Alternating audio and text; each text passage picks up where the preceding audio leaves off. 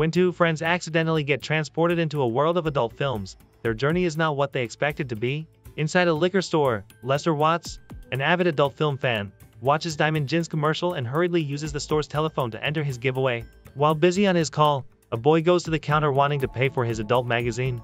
Though inappropriate for his age, Lester isn't worried and is still busy hammering details to the caller. Afterward, his childhood friend Carl enters the store. Donning a confident stance, Carl boasts to Lester how he bagged a new corporate job. Upon hearing this, Lester is proud of his friend, but he immediately asks him what his girlfriend's reaction is to the news since he is currently working for her father. Carl's confidence slowly subsides, but he honestly tells Lester that he hasn't told her yet. When Lester expresses his dismay, Carl defensively tells him that his girlfriend is a great woman and only looks out for him. For Lester, Carl's reasoning is nonsense, so he chastises Carl and tells him he's a jerk. Still, Carl remains sure of his decisions and assures Lester that everything will be fine. Or so he believes, because once Carl returns home, Tracy, his rich British girlfriend, chastises him for his sudden decision to leave her father's firm. She guilt-trips him for all the favors her father has given him, making him speechless. When he tries to give his reasons, Tracy interrupts him and decides that he'll stay at her father's firm. Left with no choice, Carl just focuses his attention on their dinner. After the couple's disastrous dinner, Lester comes to Carl's house and accompanies him for the night. While they share a drink, Lester expresses his disappointment to Carl since he easily folded to Tracy's wishes. In the middle of their argument, a sudden knock catches their attention, so the two check the door. Upon arriving at the door, the two are confused to see a huge and suspicious crate. Therefore, they don't waste any time and quickly open it. The mysterious crate reveals Diamond Gin's vintage adult film booth, one of the giveaway prizes Lester aims to acquire. As expected, Lester marvels at the rare item he's seeing, whereas Carl is confused, so he asks him if he's the one who ordered it. With his question, Lester tries to rake an answer from his brain, but since he's been blacked out drunk for the past few weeks, he doesn't know. However, he admits that he wants to have the booth. Suddenly, a vague memory comes up in his mind, and he realizes that he did call someone on the phone. But Lester hopes he didn't buy the booth since it's expensive. Excitedly, Lester can't wait to try the booth out, so he immediately plugs it in. Since Carl is curious, he supports Lester's enthusiasm in trying the booth and does the honor of pressing the power button. Instantly, the booth comes to life, and Lester expresses his excitement about trying it. On the other hand, Carl becomes skeptical and refuses Lester's offer. Despite the rejection, Lester does his best to convince him to try the booth. With Lester's persistence, Carl relents and finally enters the booth. After some time, Lester's favorite flick, Sorority Surprise, appears, and he proudly explains to Carl that it's a masterpiece they must watch. As the two prepare to consume the film, the booth suddenly begins shaking, frightening Carl. A bright flash of light envelops the booth, and the two find themselves transported to Deep Valley, the adult film setting. While they try to recuperate, a group of police cars surround the two, and they arrest them. Near the police station, a flashy yet arrogant detective named Rod Cannon interrogates Carl. But since there's miscommunication between the two, Carl expresses his confusion, further angering Rod. Therefore, Rod threatens Carl not with a gun but with his cannon junk, causing Carl to refuse. Since their conversation's going nowhere, Rod storms out of the room. On the other hand, Lester's interrogator is a seductive detective named Susie Diablo. While she takes in his appearance, Lester's unauthorized comment causes her to whip him repeatedly. Due to his shouts, Susie warns that she'll whip him again if he makes another outburst. Upon hearing that, Lester endures the pain and tries to explain what's happened to them earlier, but Susie simply rolls her eyes at him. Despite being honest, Susie doesn't believe him since she's heard the same alibi. As Lester's alcohol-hazed mind slowly clears, he asks Susie if they've met before, to which she answers that she doesn't know but tells him she encounters punks like him every day. After a few seconds, Lester remembers her name, but the woman brushes it off and gets straight to the point. She gives him choices, whether they'll make the interrogation the easy way or the hard way. Finally, Lester's adult film knowledge helps him, and he gives her the right answer. Because of that, Susie becomes fired up, and she quickly licks Lester's face, making him extremely happy. Meanwhile, Carl leaves his cell and successfully locates Lester, but he accidentally interrupts his moment with Susie, upsetting them. However, Carl's done being nice and wants to leave, so he grabs Lester. After leaving the precinct, the two sneak into a yard to hide but arrive at a sorority party. With a view of beautiful women, the two can't hide their awe, but seeing Rod's car causes them to flee. When Rod and Susie don't locate them in the neighborhood, the two speed away. Unbeknownst to them, the men are simply hiding behind the bushes, ogling the women playing with water. Out of curiosity, Carl inquires Lester if he's witnessed this before, and he proudly confirms. He reveals that what they're currently seeing is from the opening scene of one of Diamond Gin's films. Thinking that Lester is joking, Carl chastises him, but Lester proves his point by saying a line from the film. True to that, one of the girls in the yard actually says the same line Lester said earlier. Dumbfounded, Carl can't believe what he's witnessed, so Lester further tells him he knows some women in their current world, Little by little, Lester introduces the women within their sight to Carl. Afterward, Lester hypothesizes that maybe they've been electrocuted to death inside the booth, but he expresses his happiness since their current world is heaven for him. However, Carl is determined that everything is just a drunk dream, and he'll wake up to reality soon. Suddenly, an unknown voice interrupts their conversation, revealing to be Diamond Jim.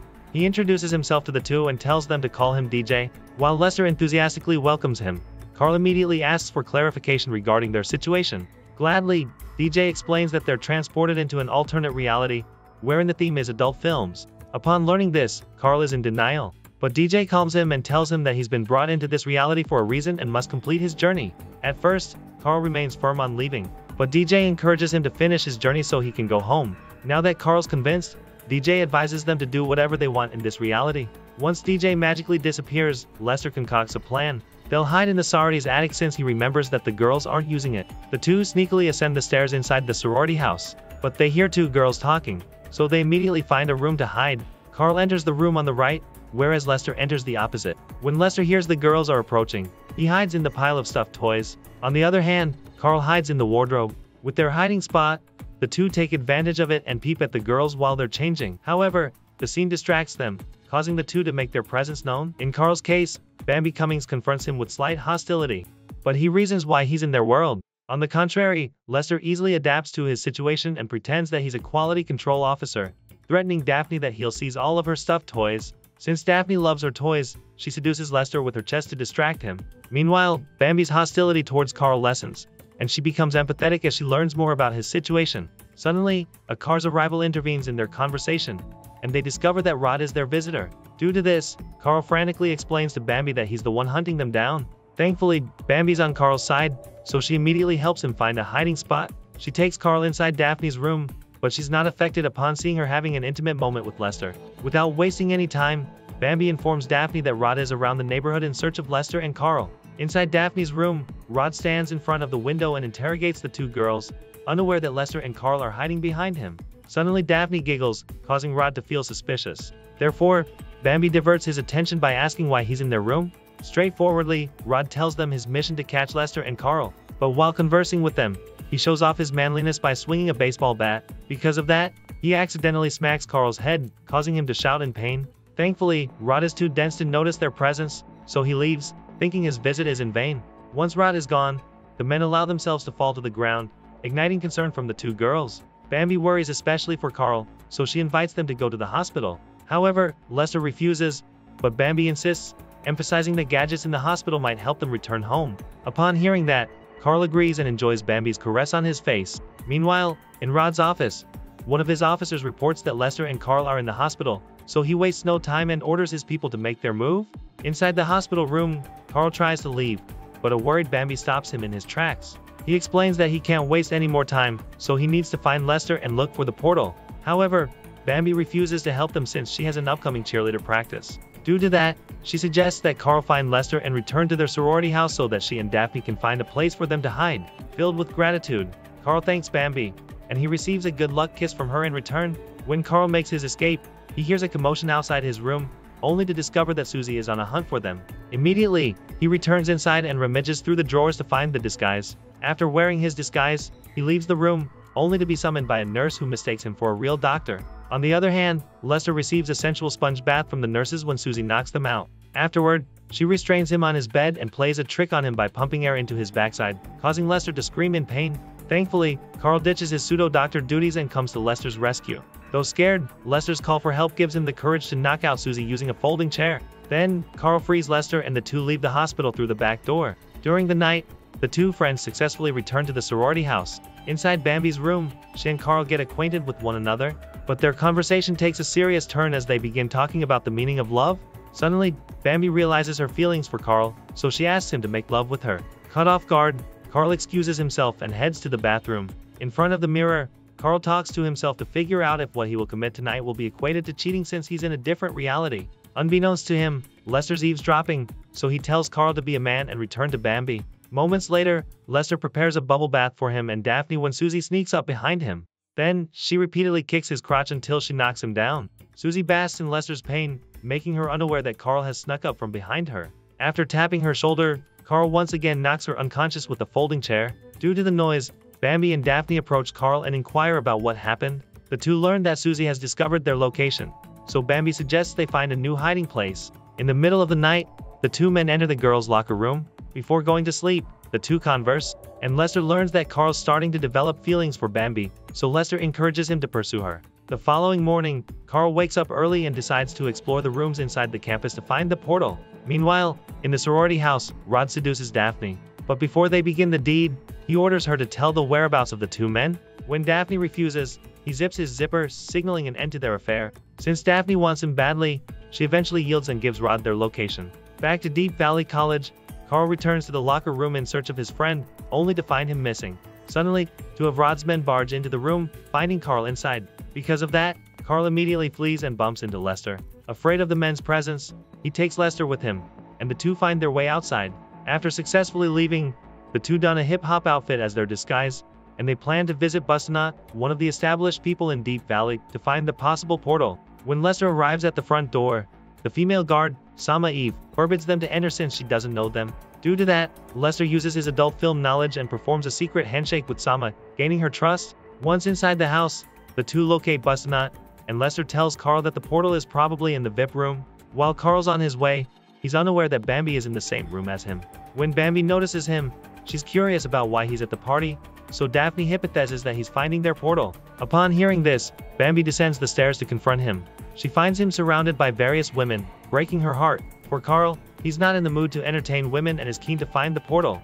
Once he enters the VIP room, he successfully locates the portal and leaves to inform Lester. On his way out, a man stops him in his tracks, causing him to call Lester.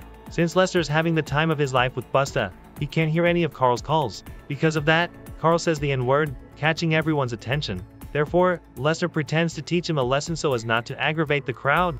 Inside the VIP room, Lester's happy upon seeing the portal, but he's not interested in returning to the real world since he feels like he belongs in Deep Valley. Though sad that his friend won't come with him, Carl is proud of Lester for finding his home. Carl boards the portal, but it fails to operate. In anger, Carl shouts at Lester to fix the portal, alerting the attention of Rod's men. One of the officers attacks Lester from behind, but Carl comes to his rescue, successfully subduing the two. After that, the two leave. Outside the VIP room, the two try to blend in with the crowd, but Rod's men gain consciousness and aim their guns at the two. However, they don't know that Busta's people have their own guns, causing the men to flee. When Busta bumps Lester's chest in pride, Lester's grills fall off, ruining their disguise. Afraid they'll get hurt, the two immediately leave the party. Once outside, Carl expresses his dismay with Lester and doesn't care, even if he's insulting him, especially his way of life. Now that there's tension between them, Lester doesn't hold back either and returns Carl's insults. In the end, the two go their separate ways. Donning his original outfit, Carl returns to the sorority house and excitedly meets Bambi. However, Bambi doesn't share his enthusiasm and immediately confronts him with what she saw earlier in the party. When he realizes what Bambi's talking about, Carl tries to explain, but Bambi's still wounded. A few hours later, Carl observes Bambi's windows from afar, reminiscing their memories together. His reminiscing lasts until morning, and Yvonne's presence wakes him from his rose-colored daydream. Once the van stops in front of him, he discovers that Lester boards it, and this time, Lester initiates their departure after realizing that Deep Valley can be a harsh place. After a while, the two arrive at DJ's mansion hoping to find the portal there. To blend in with the crowd, the two wear their swimming outfit and sneak inside DJ's residence. However, their plan is interrupted as Susie is part of the party crowd, and she immediately chases after them. The two ascend the stairs and check out every room to find a possible place to hide. But the peculiar guests inside each room stall them for a bit. Clearing their head, Carl and Lester check out the last room, relieved to see it vacant. Unbeknownst to them, Susie sneaks up from behind them, and she knocks them down. Now cornered, Rod enters the room and orders the two to surrender, or they will taste his wrath. Despite his threat, Carl and Lester are determined to leave. Therefore, they fight them off. When they successfully subdue them, they head to the backyard. But Rod is able to recuperate, and he rams them down the pool. With their sudden dive, a commotion forms, catching DJ's attention. This goes to Lester and Carl's favor, so they ask him to send them home. Hearing this breaks DJ's heart, especially since they want to give up their journey. Since they are determined to leave, he instructs them about the ritual that'll send them home. When the two religiously follow his instructions, DJ bursts out laughing after making the two look like fools. In a snap, the portal appears on the top of the pool, and he instructs them to use it. Before the two can leave, Rod objects as he sees the two as troubles. However, DJ doesn't listen to him. Instead, he fires him since he's not doing a great job as a police. Afterward, DJ once again asks the two if their decision is final, and Lester confirms. On the other hand, Carl is reluctant since he'll be leaving the budding romance between him and Bambi. With that, he runs to Bambi's location, hugging her and professing his love for her. But before they can kiss, Carl returns to the real world against his will. Because of that, DJ explains that one cannot fall in love in Deep Valley, so he comforts a sad Bambi. While he's comforting Bambi, Lester suddenly interjects, bidding them farewell. Before he can leave, DJ tells him a secret he's been hiding. He is Lester's father. Upon hearing that, Lester can't take the sudden news and passes out. Meanwhile, in the real world, Carl tries fixing the booth when Tracy barges into his house. With a temper, Tracy confronts Carl for his disappearance, but she stops midway when she sees the house in shambles. After making a snark comment about the house, Tracy orders Carl to get changed to meet her parents. As if on autopilot, Carl accepts her orders, but when he sees the portal's parts, he comes to realize his worth. Therefore, for the first time, he refuses Tracy's orders and kicks her out of his house. During the night, Carl drowns himself in liquor and plans to spend his night watching DJ's network. Seeing DJ as the host, he's surprised that Lester has taken over his role. When Bambi appears in the show, Carl feels heartbroken, causing him to sulk. Little does he know that Lester has sent Bambi into the real world as his gift. When Bambi reunites with Carl, the two share a kiss, marking the start of their love story. Subscribe to watch more videos like this, turn on notifications and leave a like to help the channel out. Thank you for watching.